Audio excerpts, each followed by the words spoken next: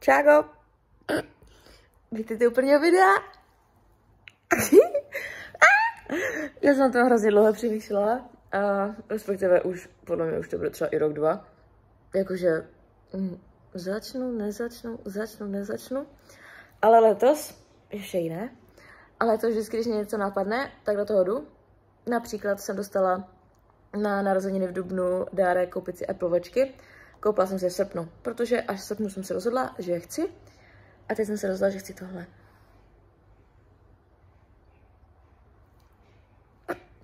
Nejlepší na to je, že já vlogy moc nesleduju. A celkově na YouTube jakoby moc nejsem, že fakt jakoby malinko. Takže reálně ani nevím, jak se tyhle věci dělají. A je pro mě celkem nepříjemné čumět doleva místo nahoru do té kamery, že už jsem se naučila čumět do kamery, ale ona je tady jinde. A ani nevím, jak tady vypadám v tomhle formátu, takže to držím, jak kde byl na přední kameře. Takže to bude vypadat jak salát se salámem, tak se omlouvám, ale první video je první video. Chci to udělat totálně raw, takže sedím tady na sedačce pěkně, povídám tu tak z fleku, jako vždycky, a nebude to ani nějak sestříhané, prostě mí. Ale zvykejte si, že než něco dořeknu, tak mezi tím řeknu 3 věci, takže nevím, co jsem chtěla říct pointu tady na začátku. Jo, že nejsem si zvykla.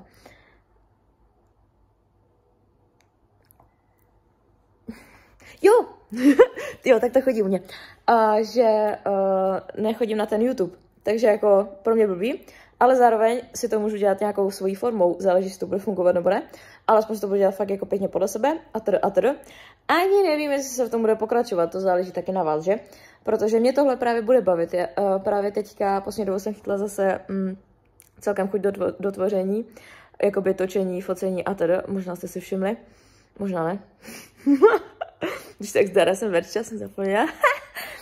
Ale, no, jsme zpátky. Jo, že si to budu dělat podle sebe, ale uvidí se si vůbec, protože já to ráda budu dělat, bude mě to mega bavit. Já stejně točím, fotím vše, takže teďka by to dávalo jenom tak pěkně smysl. Mělo by to účel a k něčemu by to bylo. Ale záleží, jestli to bude bavit i vás, zdar! Takže tohle video vidím tak na max 5 minut, teď už mluvím 2,5 minuty v kuse. Není problém mluvit půl hodiny v kuse. Zdravím tím moji kamarádku, která byla na studium v Číně. A jsme dobré kamarádky a hrozně dlouho jsme se neviděli, jak tam byla na studium, že? A tím jsme aspoň zjistili, že na WhatsAppu je maximální limit hlasovky 30 minut. A na obě jsme, prosím, posílali si jednu hlasovku, která měla 30 minut. Takže není problém, já jsem podcast. Ale tohle vidím tak na max 5 minut, to je takový ten úvodek, jestli vůbec, ať vím, jestli se má cenu s tím drbat. Pardon, mluvím celý den s lidma, večer mluvím jak takhle. Ale budu ráda, když mi dáte nějak vědět, jestli by vás to vůbec zajímalo.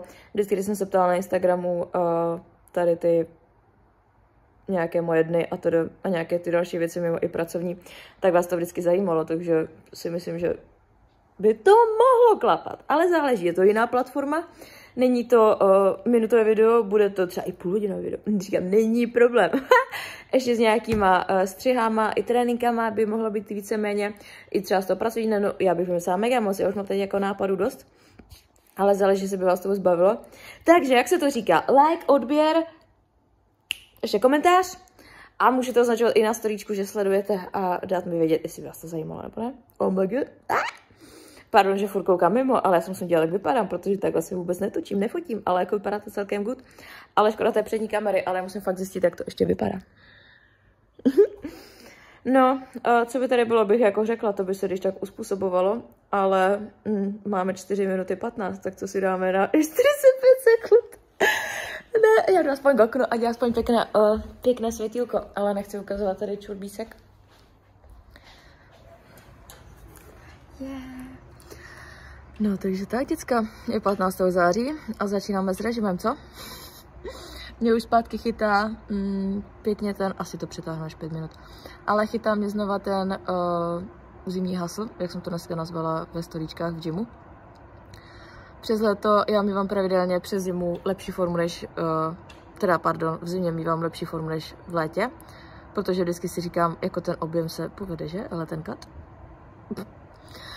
Jako, já bych to dala, jo, ale jako, když venku svítí sluníčko, je krásně, mám ještě pejska, tak radši se jdu projít na to, než abych si tam nějak to, že? Ale to přirozené, už jsem si na to zvykla. Toto léto jsem se nikdy necítila fakt jako komfortněji, než jako teďka. Teď jako přibrala jsem, jako v klidu, já jsem s tím v klidu. Ale třeba jakou formu jsem měla v lednu, jdem se tomu přiblížit, děcka, jenom přiblížit, protože já se toho dotknu a bude ta forma ještě lepší. Teď bude ještě lepší. Protože ten objem se hodně povedl, ale to je přirozené, že v zimě není venku co dělat, nemůžeme jít na procházky, nebudou grilovačky, nebude posezení venku v trávě a tedy. Takže zavřít se do čumu a jedem. Takže na to se těším, takže to by tady taky mohlo být. No a tak, mluvím si tady do okna. Zrovna to není žádný pejskař. Ha! Ale to nevadí, já jsem na kameru zvykla, věřím, že vy v gymu na mě taky, kdo mě znáte. A teď ještě víc možná. No, takže tak děcka. Tak jo, jdem na to, ať tady nepovídám zbytečné srpetičky. Takže mi dejte vidět, jestli by vás to zajímalo. A když tak to jdem rozjet. Čus!